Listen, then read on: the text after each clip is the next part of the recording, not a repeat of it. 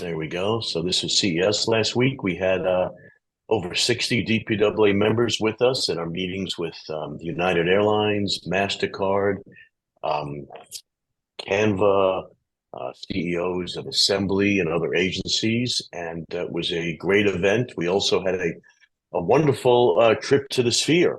And the Sphere, if any of you don't know, Google it and don't tell me now that you don't know what the Sphere is, but we had a private experience there where we had a speaker from Bloomberg talked about AI and its relative nature to advertising and media, which was great. And then we immersed ourselves in an 18K feature film produced just for the Sphere, which was quite incredible with haptic seats and fans and everything else. So CES was great. Please join us for our curated experiences. The next one will be Possible in Miami, where we'll tell you about it. But let's go to the next screen for the moment, Blake.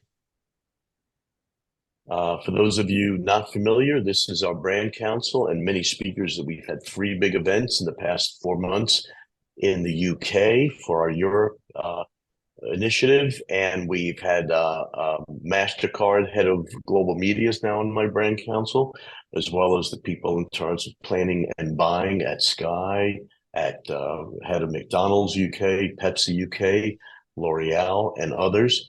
And we think we've got our most recent event here, Blake. Let's take a look at that one.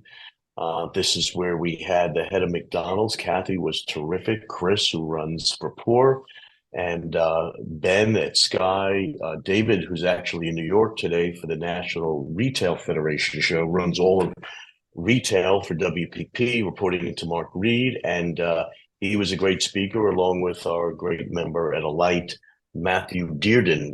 We've had two breakfast briefings in London, and we had an ad week in London where we feature speakers and brands, and all of our members get a chance to get together. So join us. We'll be having more in first quarter of this year. Stay tuned to Tim Waldron and your email and messages. So that's been growing very nicely. And let's go to the next one, Blake. The next big event we are also partnering with is we are the screen partner for Possible, which had 2,600 people last year. Elon Musk was a big speaker. There I am with the CMO of Hyundai, Jim Wilson, CEO of Americas for Talent, Terry Kawaja, the man that built the Mexico in Germany and also is building Possible here. And there we've got the CEO from View, JC Conti, Francois, and others. And if you go to lower right in that little picture there, you'll see over 100 DPWA members that joined us for a big rallying DPWA meeting where we had brands and agencies all together with us, and another great learning experience. In the center is Elon Musk and Linda Yaccarino. So get in touch with your contact at DPAA. We get 25% off this big event, which has become the Davos of marketing. So please join us in April. Thank you, Blake. And then next in New York, we'll be having a town hall on March 13th. Once again, stay close to your DPWA representative and join us there. We always have a great selection of brands and agencies. This will probably be at an ad agency. So good things to talk about there. And then the last couple of slides, that's it. So now we're going to have Ben Poletsky. We've got Ben and Jen Vale on the call here, who are going to tell us about all the exciting and sustainable things going on at EInk. So thank you. Take it away, Ben. Thank you. Thank you. I'm going to share my screen. Let's give that a shot.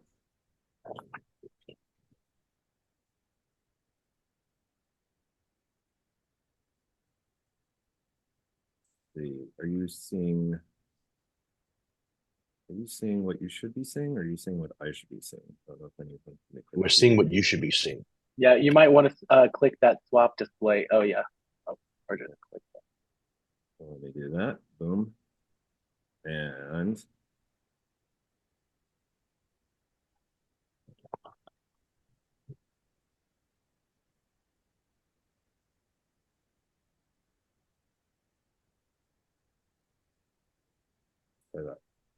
that's it, Ben. Oh, looks you got good. it. Yeah. Success. All right. Good morning. Good morning. Good morning. Welcome. And my name is Ben Poletsky. I'm from EInk Corporation. I'm going to do a quick presentation about our company, about our technology. And then it sounds like we're going to dive into a quick Q&A. But the theme of this conversation here is DOH is going green. If you're not already familiar, I'm going to introduce everyone to an exciting display technology that's changing retail and DOH signage. E-ink might be more commonly known to a lot of people as e-paper. And I'll go through a few E-ink 101 slides, and then we'll get into Q&A. Barry, if there are points you wish me to explore further while I'm going through this presentation, just call that to my attention and I can Sure. a little deeper. But I'm going to try to go quick because there's a lot to cover, and I think a lot of people will have a lot to ask. So from Kindles, cars to kiosks, E-ink, we're changing the way we visually connect to environments around us. It's likely you've seen our technology and products in action on probably on a daily basis, most commonly as the enabling technology behind the Amazon Kindle. Also, if you've explored around Home Depot or Whole Foods and saw some digital but maybe paper-like electronic shelf labels, that's E-ink. Our company's been around for 30 years. So we're a pretty established player in the market. Our core technology is actually from a MIT spinout in the mid-1990s. Similar to a company like Intel or Corning, we're heavily focused on R&D and manufacturing of technology to enable new markets and applications. And that talks a little bit about our ecosystem partners, which are helping bring our core technology into the market in different form factors. But at the end of the day, we're focused on creating the smartest, greenest display materials and applications to improve the ways humans interact with digital information in ways never before possible. We offer green brands, a green display option, and complement, not distract, the aesthetic of your space. So getting a little bit into the technology itself, our ink displays use electronic ink. And that's pretty similar to ink on paper, except our secret sauce is we're able to move ink in a very controlled manner. Part of the reason we look so much like paper is that e-ink, our pigments are pretty similar to what's used in the print industry. So if you were to take in comparison displays like LCD, LED, OLED, anything found on your cell phone, TV, digital billboard, those emit light. Our displays do not emit light. Our displays reflect light, just like paper, and in turn look just like print media. And so that creates a special place for our technology to exist in outdoor signage. So because we're reflective, e-paper technology has been certified by the Dark Sky Association. And it's the only digital signage technology to receive that certification. And that I'll talk a little bit going forward about why that's so important. All right. So our value propositions. There's some unique advantages of e-paper that can translate to direct benefits. This slide, we talk a little bit about two core things, biostability and reflectiveness. So biostability means that e-ink only consumes power when changing the image, unlike LCD, which is always consuming power. So one of the reasons why your Kindle might have a runtime of several months is because the only time that thing is using power, the display, is when you change your page.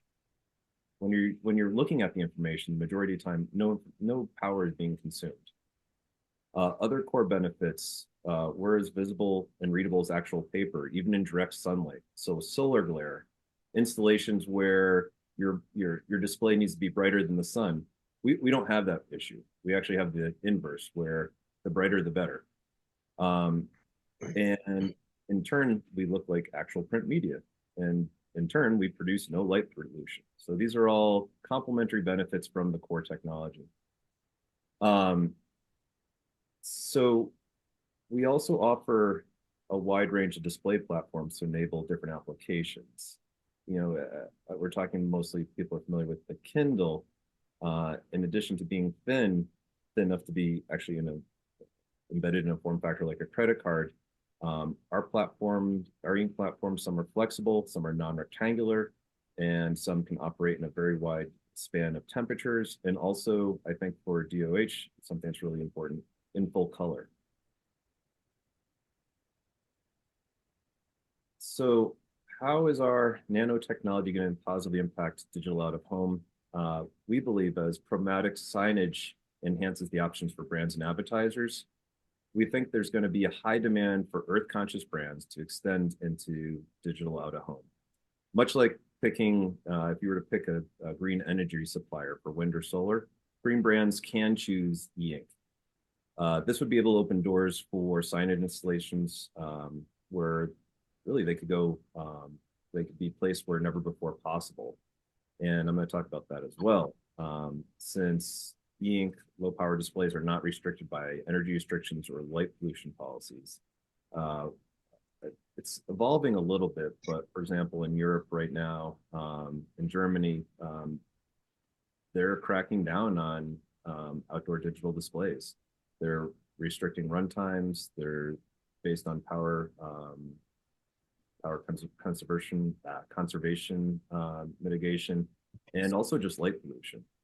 And we're creating pathways to get through that.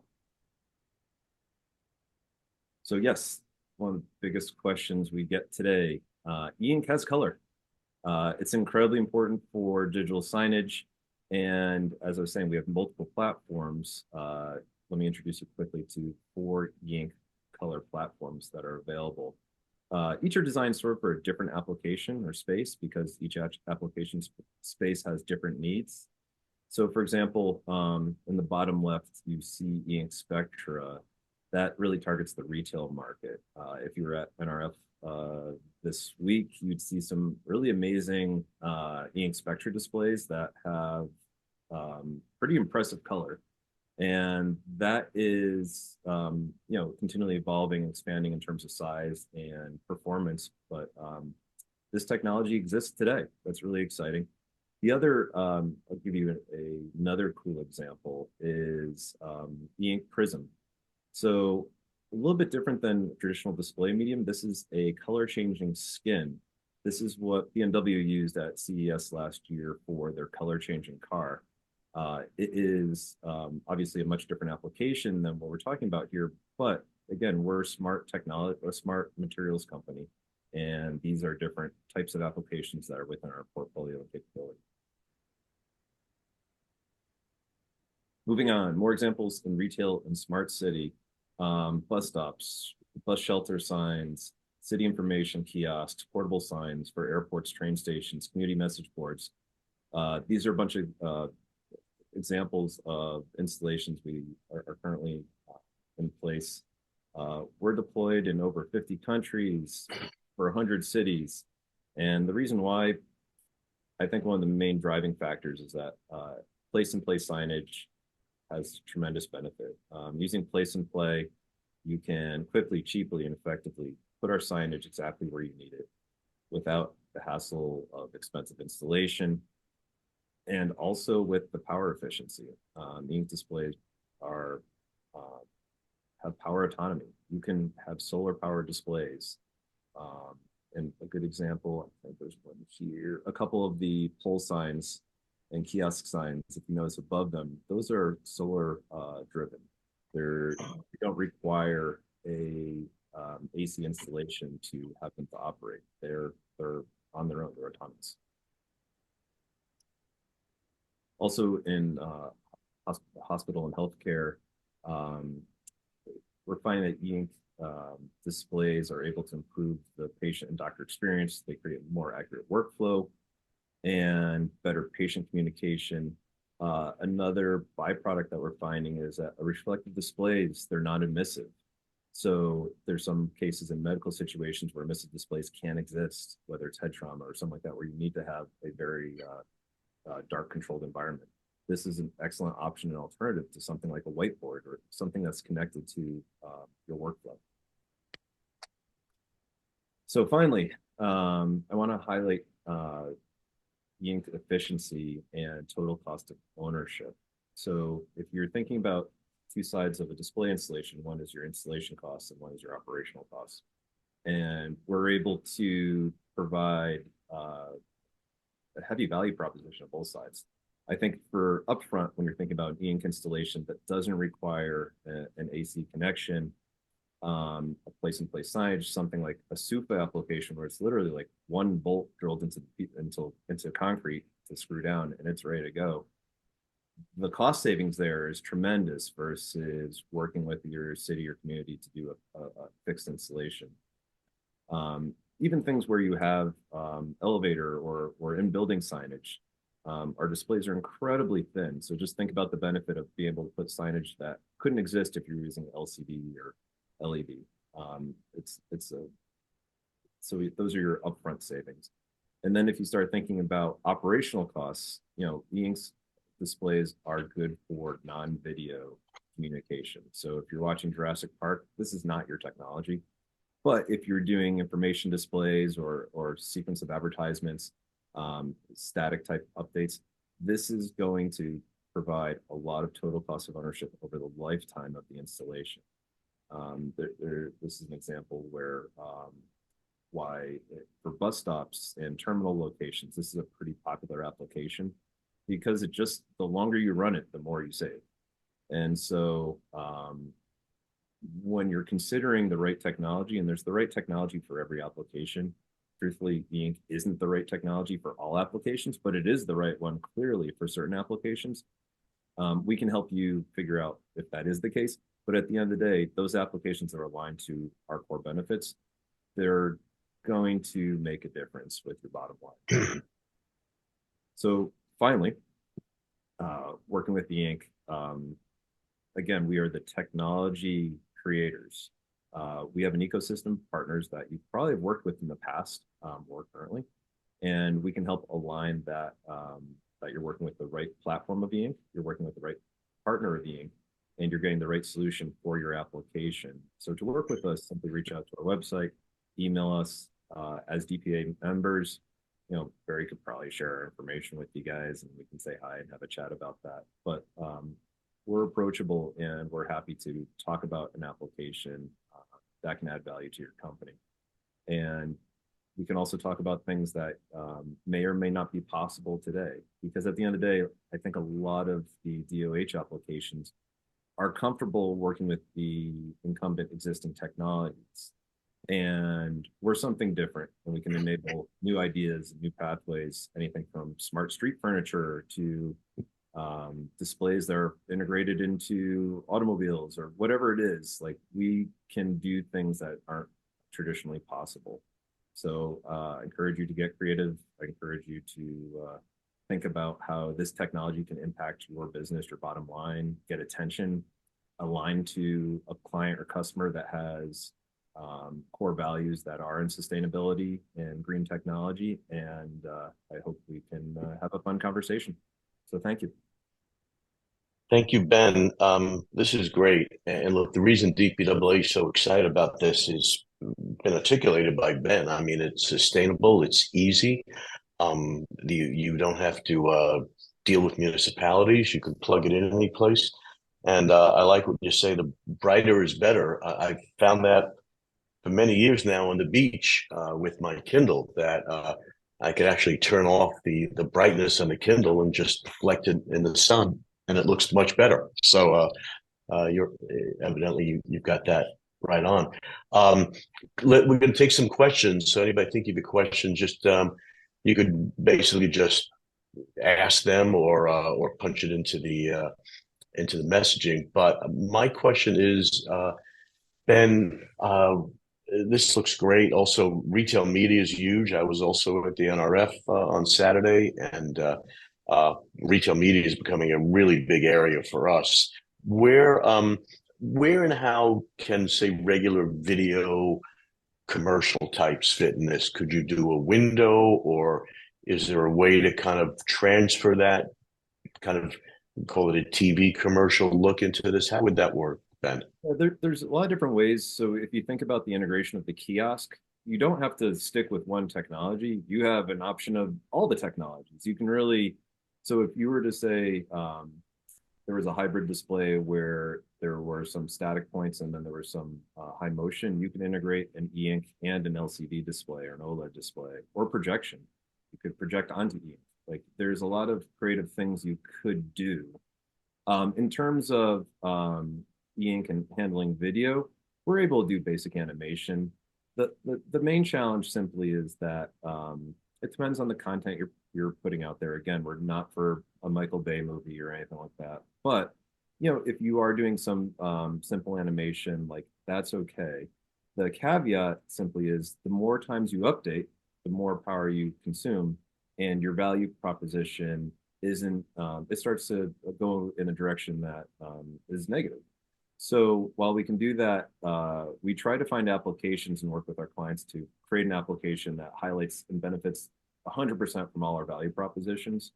And at the end of the day, we can do parts of that, but like we try to stay away from that because obviously. Good, thank you. Ian, we're going to get to Ian's question in a minute. That reminds me of something, Ajay. We should to introduce Ben to our creative council. We have a DPAA creative council comprised of creative directors, agency presidents, and some people have done some great creative. I think this would benefit Ben in a few ways. One is to give you exposure to some of the leading ad agencies that are doing creative. Two, help them understand how they can do this for digital out of home, which is brilliant. And I think it'll just be a good dialogue. So, Ajay, let's arrange that maybe with our leaders over there, and maybe we do a meeting. Maybe good. Ian from Patterson, tell us your question. Thanks, Barry. Ben, thanks for the time today. My question, it revolves around that high saturation, the vibrant color versions of the technology. Can you talk a little bit about how large those displays can be? And of course, in our out-of-home world, we're thinking about transit shelters, we're thinking about posters, great applications, certainly love the power consumption, but when can we get that bright pigmentation? Because the resolution is clients, but the pigmentation has always been, I think, a limiting factor when I've looked at the tech. Can you talk a little bit about that? Yeah, you're aspect of it? So the retail show was exciting. They were demoing our Spectra 6 platform. That was a 31.5-inch display panel. And so that was something that's available today. Of course, those can be panelized. So if you're using one, build it out. The other is if you think about like the application like Sufa, that's a 42-inch display. And so you're going to see in the next 24 months a whole volume of larger size, full color at that saturation coming out to the marketplace. Usually what you see for display industry is it kind of starts with the smaller size stuff, and then it quickly scales up to usually around a lead customer or lead installation. So those are usually driving factors for things to happen faster. But yeah, for bus stop installations, I foresee soon like a 42-inch display in color enabling that type market. Meanwhile, the 32 or the 31.5 is commercially available.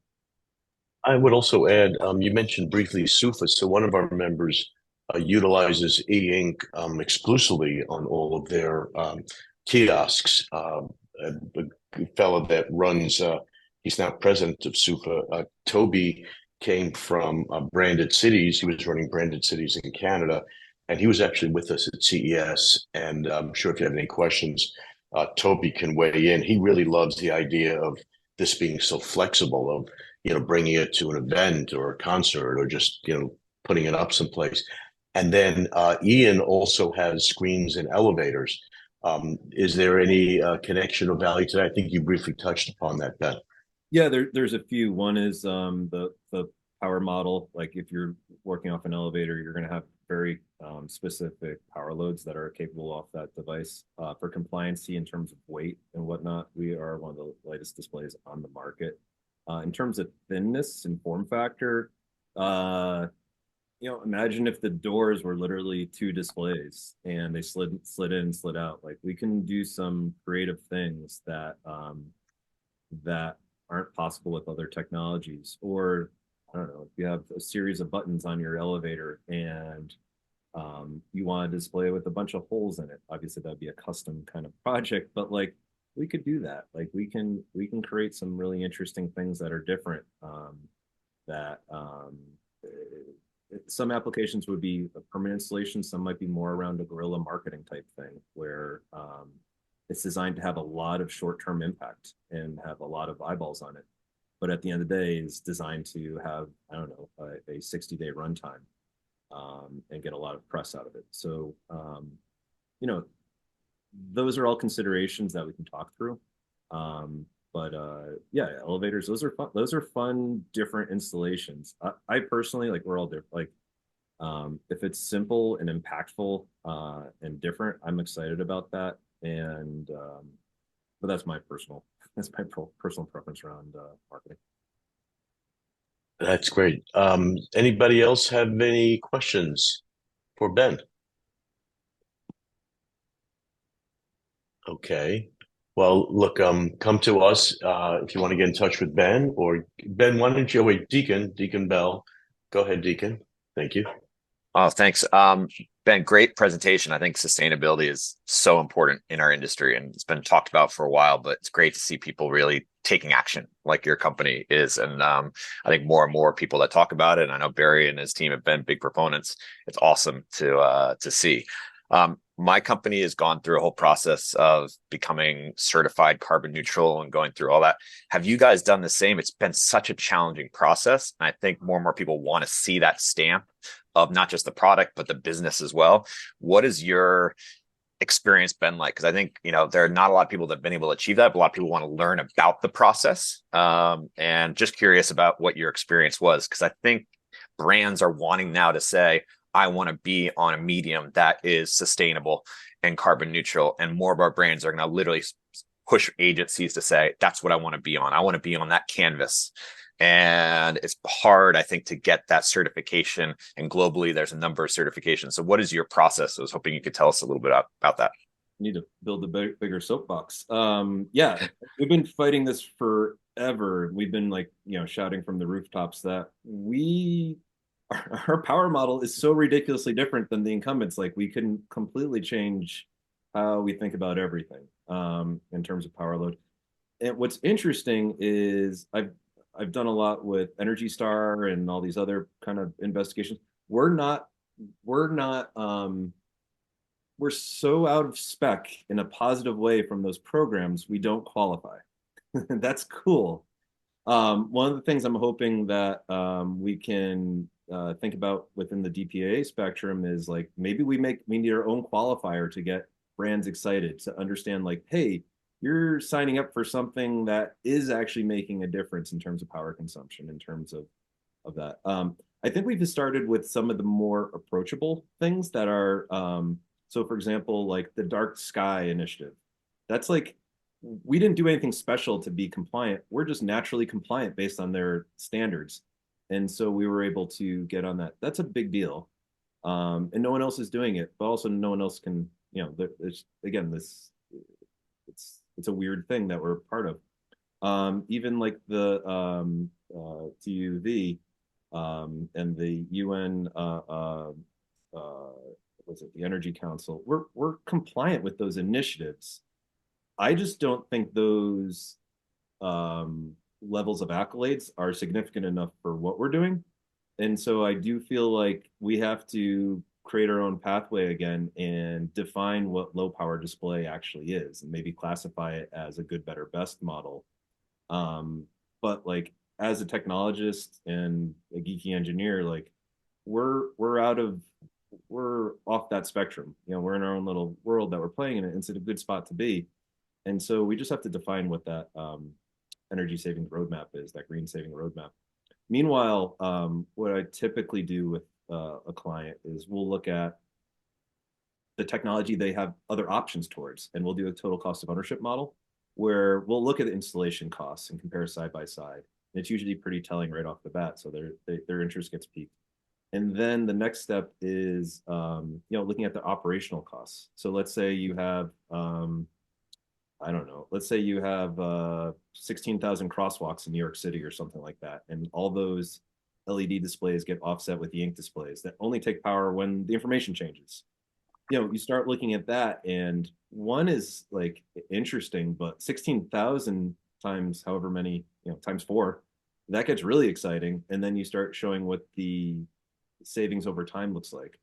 And a lot of marketeers don't think about total cost of ownership, which they shouldn't, because they're, but if you're a brand and you are green and sustainable and looking to have a number that's real, this is an easy way to do it. And there's real math behind it. There's real calculations that you can do. And so that's how we're working today. Yeah, I guess the other thing, hi, I'm Jen from EInk, that I would add is our corporation itself has gone through a lot of exercises to reduce our own impact on the environment.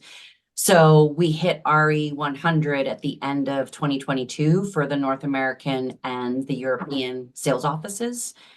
So we've gotten several different awards based upon what we're doing as a corporation to reduce our impact during manufacturing. So there's kind of the two pieces there. What are we doing as we make products and as we think about our own corporate footprint? And then there is what does our display enable other corporations to achieve in their installs? So two sides of the coin here.